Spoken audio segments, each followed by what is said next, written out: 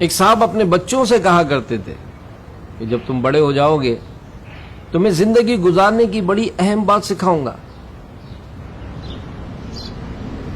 جب بیٹا 12 سال کا ہوا تو اپنے ابو کے پاس آیا اور کہنے لگا، ابو جان، آپ کہتے تھے کہ جب تم بڑے ہو جاؤ گے تو زندگی گزارنے کی اہم بات سکھاؤں گا۔ میں 12 سال کا ہو گیا ہوں، آپ مجھے وہ بات سکھائیے۔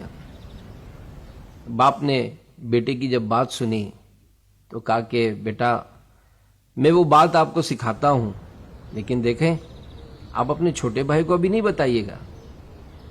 بیٹا بڑی توجہ کے ساتھ ابو کے سامنے بیٹھا کہ ابو جی بالکل میں چھوٹے بھائی کو نہیں بتاؤں گا، آپ وہ بات سکھائیے۔ ابو جان نے بیٹے سے کہا کہ بیٹا، زندگی کی وہ اہم بات یہ ہے کہ گائے دودھ نہیں دیتی۔ بیٹے نے یہ بات سنی تو چونک پڑا۔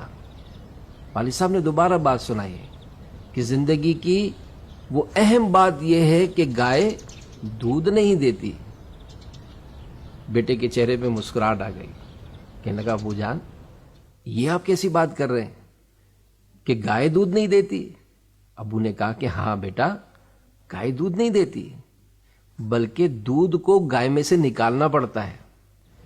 جب دودھ نکالنا ہو تو گائے کو کھیت سے باڑے میں لایا جاتا ہے، پھر باڑے میں اس کو ایک کھونٹے سے باندھا جاتا ہے، پھر اس کی دم کو باندھا جاتا ہے، پھر اس کے نیچے ایک بالٹی رکھی جاتی ہے، پھر اسٹول پر بیٹھ کر دودھ نکالا جاتا ہے۔ تو گائے دودھ نہیں دیتی، دودھ کو گائے میں سے نکالنا پڑتا ہے۔ بات سمجھانے کی تھی کہ آج ہمیں جو آسائشیں ملتی ہیں، ہمیں جو سہولیات ملتی ہیں، وہ ساری سہولیات ورثے میں نہیں آتی۔ کوئی نہ کوئی محنت کرتا ہے، کوئی نہ کوئی کوشش کرتا ہے۔ اسی طرح اگر ہم نیکیاں کریں، اچھے اعمال کریں تو جنت کے حقدار ٹھہریں۔